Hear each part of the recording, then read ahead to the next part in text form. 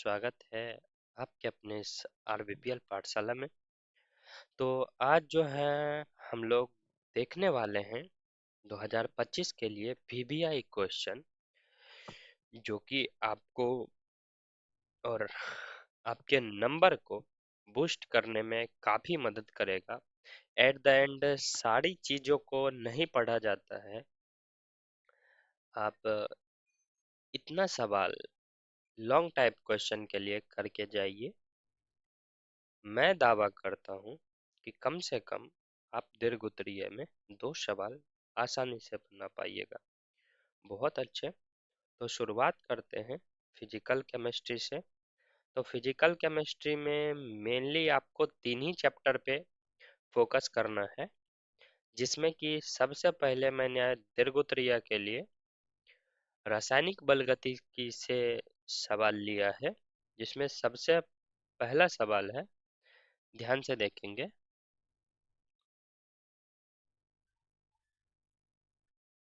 सबसे पहला सवाल जो है बच्चों, अभिक्रिया की गति स्थिरांक क्या है? अभिक्रिया कोटि के लिए प्रथम कोटि अभिक्रिया के लिए गति अथवा वेग स्थिरांक का क्या करना है बच्चों? व्यंजक ज्ञात करना है। बहुत अच्छे। ये सवाल को आप बना लेंगे तो आप अगले सवाल पे चलेंगे। चलिए ध्यान से देखेंगे। अगला सवाल क्या कह रहा है बच्चों? अगला सवाल है कि एक प्रथम कोटि की अभिक्रिया को 75% पूरा होने में 60 मिनट का समय लगता है। इस अभिक्रिया की अर्ध आयु ज्ञात करें। डन। तो आप इस सवाल को करिए। अगले सवाल को देखेंगे। अगला सवाल क्या है, ध्यान से देखिए। अभिक्रिया की कोटि से आप क्या समझते हैं? क्यों प्रथम कोटि की अभिक्रिया कभी पूर्ण नहीं हो सकती? आप इस सवाल को सॉल्व कर लीजिए। हम्म, बहुत अच्छे। यदि आपको इसका आंसर चाहिए तो मैं अपना व्हाट्सएप नंबर डिस्क्रिप्शन में डाल दूंगा, आप उस पर मैसेज कर दीजिएगा। मैं आपको इसके सारे आंसर के पीडीएफ भेज दूंगा। डन। बहुत अच्छे। चलिए अगले सवाल पे चलते हैं। अगला सवाल देखिएगा क्या बोल रहा है बच्चों। अगला सवाल है, आर्हेनियस समीकरण ज्ञात करें अथवा सक्रियन ऊर्जा और अभिक्रिया वेग स्थिरांक के लिए आर्हेनियस समीकरण ज्ञात करें। यदि आपको वीडियो अच्छे से दिखाई ना दे, दैट मीन्स यदि वीडियो में कुछ लिखा हुआ साफ साफ दिखाई ना दे, तो आप व्हाट्सएप पे मैसेज करके पर्सनली ये पीडीएफ मंगवा सकते हैं, मैं भेज दूंगा। बहुत अच्छे। चलिए ध्यान से देखते हैं बच्चों। तो इस 4 सवाल को आपको रासायनिक बलगतिकी से करना है। ठीक है। अगले सवाल को देखेंगे हम लोग। अब अगला चैप्टर देखेंगे बच्चों। अगला चैप्टर जो है आपका वो है वैद्युत रसायन। वैद्युत रसायन से मैंने बच्चों 2 ही सवाल को इम्पोर्टेंट माना है, लेकिन आपको यदि एक एक्स्ट्रा करना है तो आप नरनष्ट समीकरण को कर सकते हैं बच्चों। ठीक है। चलिए तो देख लेते हैं। पहला सवाल है कि फैराडे के वैद्युत अपघटन संबंधी दोनों नियमों को लिखना है और उसका व्याख्या करना है। ठीक है। बहुत अच्छा। अगले सवाल को देखेंगे। वोल्टीय सेल की बनावट एवं कार्यविधि का वर्णन। डन। आप इतना कर लीजिएगा थर्ड चैप्टर से लॉन्ग टाइप क्वेश्चन के लिए। यदि नॉमरिकल आया तो उसमें तो कुछ कहा नहीं जा सकता। चलिए अगले सवाल को देखेंगे बच्चों।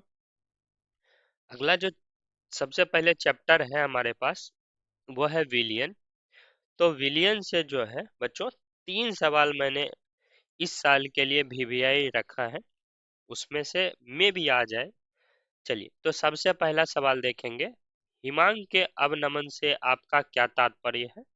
इसके संबंधी राउल्ट का नियम लिखें तथा इसका व्यंजक हिमांक के अवनमन के लिए ज्ञात करें। ठीक है बच्चों। तो आप इन सवाल को सॉल्व कर लीजिएगा। इन सारे सवाल को कम से कम आप 5 टाइम्स रिवाइज करके जाइए बच्चों। मैं गारंटी देता हूं कि इससे सवाल आएगा। डन। और फिर आप जब एग्जाम दे के आइएगा केमिस्ट्री का, तो आप फिर मैसेज करिएगा कमेंट में आके, हाँ भैया सवाल आया था। बहुत अच्छे। चलिए अगले सवाल पे चलते हैं। अगला सवाल देखेंगे क्या क्या है। क्वथनांक के उन्नयन क्या है, इसका व्यंजक ज्ञात करें। डन। और सबसे अंतिम सवाल जो है बच्चों, ध्यान से देखेंगे इस चैप्टर से, सबसे अंतिम सवाल देखिए। प्रासरण एवं विसरण में अंतर करना है और परासरण दाब का व्यंजक ज्ञात करना है बच्चों। ठीक है, तो ये आपका जो है विलियन चैप्टर से सवाल हो जाएगा लॉन्ग टाइम। अब बात करते हैं कार्बनिक की बच्चों। तो आपके पास जो दो चैप्टर बचते हैं फिजिकल में, एक पृष्ठ रसायन और एक ठोस अवस्था, उससे मैंने लॉन्ग टाइप नहीं बनाया है, रेयर केस में कभी कभी आता है बच्चों, तो उसके लिए आपको परेशान नहीं होना है, आप इतना सवाल करके जाइए, 90% केस में सवाल यहीं से आ जाएगा। ठीक है, बहुत अच्छे। अब कार्बनिक के लिए बात करते हैं बच्चों। तो सबसे पहले आपको जो है कार्बनिक के लिए मिनिमम 100 आईयूपीएससी नेमिंग करके जाना है बच्चों। मिनिमम की बात कर रहा हूँ, अलग अलग टॉपिक पे, जैसे एल्कोहल समूह हो गया, एल्डिहाइड समूह हो गया। यदि एक से ज्यादा क्रियात्मक समूह मौजूद होंगे तो उस समय किस तरीके से आईयूपीएससी नेमिंग करना है। ठीक है, तो ये सारे के सारे सवाल को आपको सॉल्व करके जाना है सबसे पहले कार्बनिक के लिए। ठीक है, तो इससे सवाल आ सकता है आईयूपीएससी नेमिंग से। अब बात करते हैं नेमिंग रिएक्शन से। तो बच्चों नेमिंग रिएक्शन जो है आपको कम से कम 16 करना है। ठीक है, कितना करना है बच्चों, 16 करना है। जहां पे ये देखिए शुरू करते हैं। सबसे पहले बच्चों आपको बुटोर्ज अभिक्रिया करना है, उसके बाद बुटोर्ज फिटिंग अभिक्रिया करना है बच्चों। नेक्स्ट जो है आपका, एक मिनट बच्चों, थोड़ा सा वॉइस कम कर रहा हूँ। हाँ, देखिएगा नेक्स्ट जो है आपको बच्चों फिटिंग अभिक्रिया करना है। Next Friedel craft. अच्छा, फ्रीडल क्राफ्ट बच्चों दो टाइप्स के होते हैं, एक फ्रीडल क्राफ्ट एल्काइलेशन होता है और एक एसाइलेशन होता है। ठीक है, तो आप दोनों कर लीजिएगा। डन। तो फ्रीडल क्राफ्ट एल्काइलेशन और एसाइलेशन, इन दोनों को कंप्लीट करिए। नेक्स्ट की बात करते हैं। तो नेक्स्ट देखिएगा आपको, नेक्स्ट जो है रीमर टीमेन अभिक्रिया करना है बच्चों। तो रीमर टीमेन अभिक्रिया जो है बच्चों मोदी जी की अभिक्रिया है, टीमेन तो मोदी जी ही थे। किन्हीं को मैं ठेस नहीं पहुंचा रहा, आप इसको नेगेटिवली ना ले। ठीक है, कोई बात नहीं। चलिए अगले सवाल पे चलते हैं, अगला सवाल देखेंगे। अगला सवाल क्या है बच्चों, कोलवे अभिक्रिया। कोलवे अभिक्रिया, इसको देखना है आपको। नेक्स्ट कार्बिल एमीन अभिक्रिया। नेक्स्ट जो है आपको देखना है हॉफमैन ब्रोमाइड अभिक्रिया। उसके बाद जाके बच्चों जो है बात करें नेक्स्ट, तो आपको जो है बच्चों कैनिजारो अभिक्रिया देखना है। विलियमसन ईथर संश्लेषण अभिक्रिया को देख के जाना है। इटार्ड अभिक्रिया को, पिक्रिन अभिक्रिया, एल्डोल संघनन, और उसके बाद जाके अगर जो कार्बनिक में दो और एक्स्ट्रा हम बात करें, एक हॉफमैन अमोनोलाइसिस चेक कर सकते हैं बच्चों। ये बहुत कम आता है, अगर जो इस पे नेग्लेक्ट करते हैं तो मैं आपको दो बता रहा हूँ। कैनिजारो हो गया है बच्चों, अल्डोल संघनन हो गया है। अब मेरी बात को ध्यान से सुनिएगा, एक मिनट मैं चेक कर ले रहा हूँ। रोजनमुंड, क्या रोजनमुंड लिखा हुआ है बच्चों? हम्म हम्म।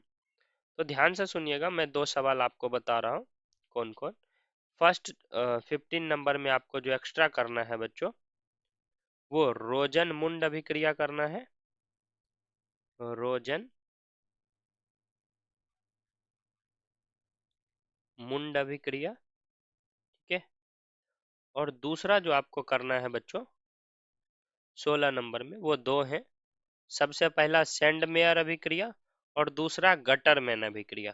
डन बच्चों, ये आपको कंप्लीट करना है। ठीक है, चलिए अगले सवाल पे चलते हैं। अगला सवाल देखेंगे। अब कार्बनिक से कुछ जो है बच्चों क्या कारण होता है, ऐसा करके सवाल आता है, तो वो सवाल आपको किस तरीके से सॉल्व करना है देखेंगे। चलिए सबसे पहले सवाल की बात करते हैं। तो सबसे पहला जो सवाल है आपका बच्चों, फिनॉल एल्कोहल से अधिक अम्लीय होता है क्यों, कारण बताना है। फिर उसके बाद जाके ईथर का क्वथनांक एल्कोहल से काफी कम होता है क्यों, इसका भी कारण बताना है। अगले सवाल की बात करें, तो अगला सवाल बात करते हैं। तो फॉर्मिक अम्ल एसिटिक अम्ल से अधिक सबल है, क्यों? उसके बाद एनिलीन मिथाइलेमीन से कम क्षारीय है, क्यों? नेक्स्ट सवाल की बात करें तो सोडियम एसीटेट को सोडा लाइम के साथ गर्म करने पर क्या होता है, कारण बताना है। नेक्स्ट, कैल्शियम कार्बाइड जल से अभिक्रिया करता है तो क्या होता है। नेक्स्ट, नाइट्रोबेंजीन एसएन और HCl से अभिक्रिया करता है तो क्या होता है, ये आपको बताना है। अगले सवाल पे चले। अगला सवाल देखेंगे। एसिटिलीन को लाल तप्त कॉपर यानी रेड हॉट ट्यूब से गुजारे जाने पे क्या होता है। ठीक, अगले सवाल पे चलेंगे। अगला सवाल देखेंगे हम लोग। अगला सवाल क्या है बच्चों। एसीटोन क्षार की उपस्थिति में आयोडीन से अभिक्रिया करता है किस प्रकार, ठीक है, ये बताना है। अगले सवाल पे चलते हैं।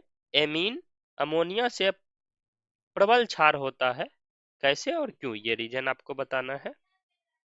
इथाइल अल्कोहल का ऑक्सीकरण होता है, ये आपको बताना है। मैं गारंटी देता हूं बच्चों, यहाँ से सवाल आएगा बिहार बोर्ड के फाइनल एग्जाम में, और 2 नंबर में भी यहाँ से सवाल आ सकता है, कारण बताइए। बट मैंने इस PDF को जो है पर्सनली जो है बच्चों आपके लिए 5 नंबर के लिए बनाया था, ठीक है। तो सवाल आएगा, गारंटी देता हूँ। चलिए, तो ध्यान से देखेंगे लास्ट सवाल। लास्ट सवाल में जो है बच्चों आपको एनिलीन की अभिक्रिया क्लोरोफॉर्म तथा NaOH के साथ कराई जाती है तो क्या होता है, इस सवाल को करके जाना है एग्जाम के लिए, ठीक है बच्चों। तो कार्बनिक में बस आप इतना करके जाइए, मैं गारंटी देता हूं कि आपका कार्बनिक 5 नंबर में एक भी सवाल नहीं छूटेगा। अब बात करते हैं बच्चों अकार्बनिक की। तो अकार्बनिक में भी सबसे पहले हम P ब्लॉक के लिए बात कर लेते हैं बच्चों। तो P ब्लॉक में जो है बच्चों आपके लिए 4 सवाल है, बस और बस 4 सवाल आपको करके जाना है। ध्यान से देखिएगा। सबसे पहला, अमोनिया से नाइट्रिक अम्ल के उत्पादन का सिद्धांत। बच्चों, अमोनिया से नाइट्रिक अम्ल के जो उत्पादन होता है वो ओस्टवाल्ड विधि द्वारा होता है। बच्चों, किस विधि द्वारा? ओस्टवाल्ड विधि द्वारा होता है। तो आपको ये देख के जाना है। फिर नेक्स्ट, श्वेत फास्फोरस एवं सांद्र HNO3 के बीच कौन सी अभिक्रिया होती है, ये बताना है। अगले सवाल पे बात करें। अगला सवाल देखेंगे। तो संपर्क विधि द्वारा गंधक अम्ल बच्चों क्या होता है, H2SO4, जिसको हम लोग सल्फ्यूरिक अम्ल भी बोलते हैं, का निर्माण किस प्रकार किया जाता है, वर्णन करना है। फिर नेक्स्ट, आयोडीन के समुद्री स्रोत क्या है, इसके निष्कर्षण का वर्णन समुद्री घास से कैसे करें। डन। लास्ट सवाल P ब्लॉक से बच्चों, हैबर विधि द्वारा अमोनिया का निष्कर्षण कैसे किया जाता है, ठीक है। ये चारों के चारों सवाल जो है बच्चों आपको P ब्लॉक से सॉल्व करके जाने हैं, पक्का कह रहा हूं, यहीं से सवाल आएगा बच्चों, गारंटी दे रहा हूं मैं। आगे चलते हैं बच्चों। तत्वों के निष्कर्षण से बात करें बच्चों, तो तत्वों के निष्कर्षण से भी मैं 4 सवाल आपके सामने प्रस्तुत कर रहा हूं, देखेंगे ध्यान से। 4 सवाल जो है, सबसे पहला बच्चों एल्यूमिनियम का निष्कर्षण आपको पढ़ के जाना है बॉक्साइड है इसके द्वारा। दूसरा जो बच्चों आपको पढ़ के जाना है, जिंक का निष्कर्षण पढ़ के जाना है बच्चों। 1 मिनट बच्चों, सॉरी। ध्यान से देखेंगे, जिंक का निष्कर्षण पढ़ के जाना है बच्चों। नेक्स्ट बात करें तो लोहे का निष्कर्षण, और सबसे अंतिम में बच्चों आपको कॉपर का निष्कर्षण पढ़ के जाना है, ठीक है।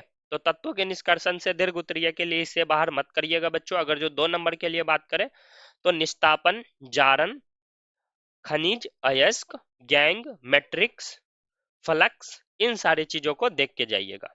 डन। मैं गारंटी दे रहा हूं बच्चों, इससे बाहर सवाल नहीं आएगा लॉन्ग टाइप में। अगले सवाल पे चलते हैं बच्चों। अगला सवाल जो है बच्चों, यहाँ देखिए। तो अगला सवाल जो है बच्चों समन्वय यौगिक से है, जिसको उप सहसंयोजक यौगिक भी बोलते हैं। अगला लास्ट चैप्टर है बच्चों, और एक D और F ब्लॉक से होगा सवाल बच्चों। ध्यान से देखेंगे ये सवाल क्या बोल रहा है बच्चों, ध्यान से देखिए। द्विक लवण द्विक लवण तथा जटिल यौगिक में विभेद स्पष्ट करें। निम्न यौगिक में केंद्रीय परमाणु की ऑक्सीकरण संख्या एवं समन्वय संख्या बताएं, और निम्नलिखित यौगिक का IUPAC नामकरण करें। बच्चों, वहां पे मुश्किल से आपको 5 IUPAC नाम देगा, लेकिन मैं आपके प्रैक्टिस के लिए यहाँ पे 15 IUPAC नाम के लिए मैंने आपको के सामने यौगिक प्रस्तुत किया, ये सारे के सारे आप कर लीजिए बच्चों। मैं वापस बोल रहा हूँ, फिर से गारंटी के साथ, दावे के साथ बोलता हूँ बच्चों, यही सवाल आएगा, यहीं से आएगा। बात करते हैं बच्चों, और इस चैप्टर से बस 2 ही सवाल है बच्चों, ध्यान से देखेंगे। नेक्स्ट सवाल जो आपको इस चैप्टर से करना है बच्चों, वो करना है वर्नर के सिद्धांत पर चर्चा। ठीक है, वर्नर के सिद्धांत की चर्चा करें, आपको ये सवाल करके जाना है बच्चों। और लास्ट बात करें डी एंड एफ ब्लॉक से बच्चों।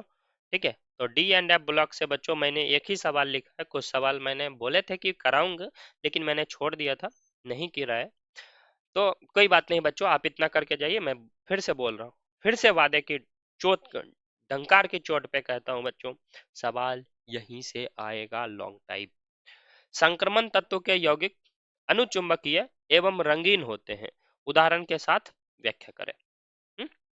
और एक सवाल में आपको और प्रिडिक्शन कर देता हूं कि Cu प्लस जो है अनुचुंबकीय होता है, जबकि Cu प्लस 2 प्रतिचुंबकीय होता है, क्यों, ये आपको बताना है। ये 2 नंबर में सवाल आ सकता है बच्चों। और बात करें आरबीपीएल पाठशाला के लिए, तो आप यहाँ पे पढ़ाई करें। इस साल मैं आपसे वादा कर रहा हूँ बच्चों, पिछले साल मैंने कोई वादा नहीं किया था, मैं इस साल वादा कर रहा हूँ बच्चों कि मैं 12th का पूरा कोर्स यूट्यूब पे फ्री कंप्लीट कराने वाला हूँ। तो जिनके भी पास ज़्यादा से ज़्यादा ये वीडियो शेयर कर सकते हैं, शेयर कर दीजिए बच्चों। और अपने दोस्तों की हेल्प करें। इस तरीके से ना सोचें कि सिर्फ मैं ही नंबर लाऊंगा। तो ज़्यादा से ज़्यादा इस वीडियो को फैलाएं, क्योंकि सवाल बच्चों यहीं से आएगा लॉन्ग टाइप में, केमिस्ट्री में। तो धन्यवाद बच्चों, हम मिलते हैं फिर कभी अगले लेक्चर में। आप सभी का बहुत बहुत धन्यवाद वीडियो को देखने के लिए। यदि यहाँ तक आए हैं तो कृपया करके इस सारे क्वेश्चन को सॉल्व करें और पढ़ाई करते रहें। All the very best. किसी टीचर से मैंने सीखा है बच्चों, वो मेरे काफ़ी बड़े इंस्पिरेशनल टीचर हैं। तो अपना पढ़ाई करते रहें, ऑल द वेरी बेस्ट। और आप किसी दूसरे फील्ड से हैं और यहाँ आ गए हैं, तो मेहनत करते रहें, सफलता आपके कदम चूमेगी। जय हिंद, जय भारत।